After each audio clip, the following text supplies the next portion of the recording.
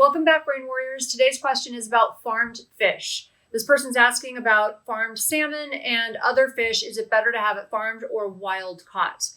So I'm going to give you a great resource, seafoodwatch.org. They actually stay up to date on all fish around the world based on where it's the healthiest and where it's not, which fish in which part of the world, if there's been an oil spill or there's been what radiation or whatever's going on. So not all wild fish are healthy just because it's wild, obviously, because there's certain things going on around the world that make it unhealthy.